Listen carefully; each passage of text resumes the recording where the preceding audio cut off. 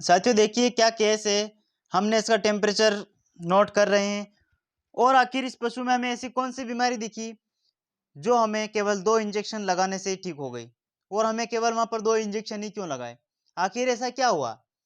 तो साथियों यह नया खरीदा हुआ पशु है। इस पशु को करीबन 150 से 180 किलोमीटर दूर से पिकअप में भर कर लाया गया है, यानी नया खरीदा हुआ बाजार से इस पशु को खरीद कर लाया गया है और वह भी कच्चे रास्ते से इस पशु को लाया गया है। तो इस पशु को उस पिकअप में, उस ट्रक में इसको कई बार धक्के भी लगे, कई बार चोट भी लगी।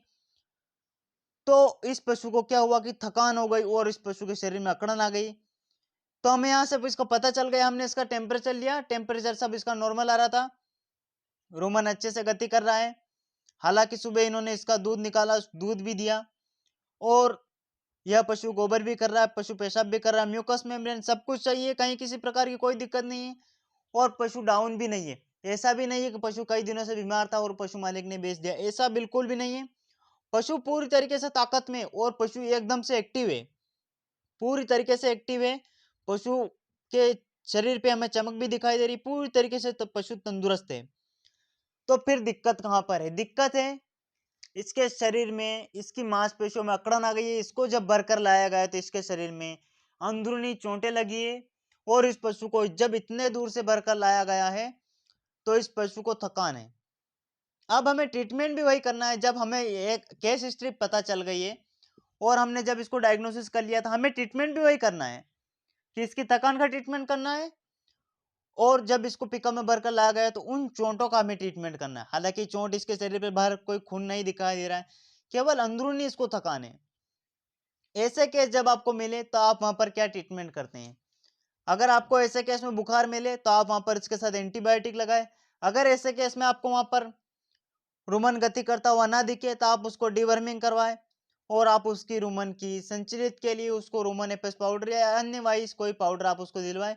अगर आपको यहाँ पर लार जाग कुछ मिले तो आप एफएमडी या कोई वायरल या बैक्टीरियल डिजीज की ओर जा सकते हैं।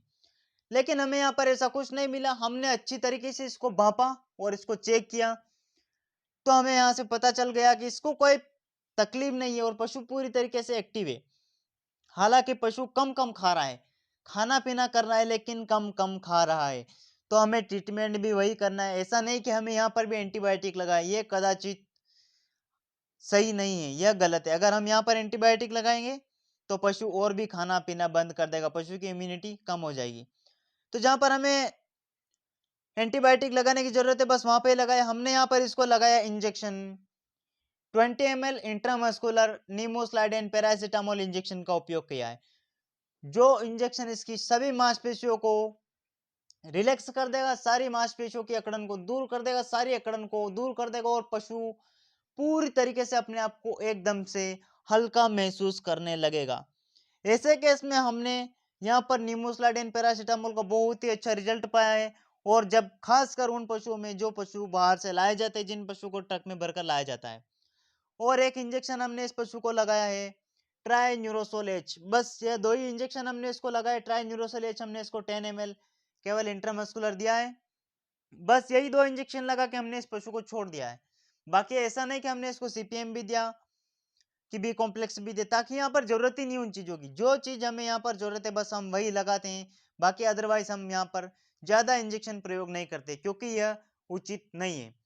तो साथियों ऐसे केस जब आपको मिले तो आप बस यही लगा, एक अकड़न सूजन अकड़न के लिए इंजेक्शन आप निमोस्लाइड और एक ट्राइन्यूरोसोल एच इंजेक्शन लगाए और बहुत ही अच्छा रिजल्ट पाए। साथियों ऐसे केस यहाँ पर बहुत अच्छी तरीके से ठीक हो जाते हैं। और हमने इसको फिर दोबारा पशु मालिक से कॉल पर जब बात की तो हमें पता चला कि पशु अगले 2 घंटे के अंदर ही अंदर पशु ठीक हो गया और पशु अच्छे से खाना खाने लगा। साथियों आप भी ध्यान रखिए, आपकी फील्ड में जब ऐसे केस मिले तो आप वहां पर बस यही ट्रीटमेंट करें, पशु ठीक हो जाएंगे। साथियों मिलते हैं अगले वीडियो में, तब तक के लिए जय हिंद, जय भारत।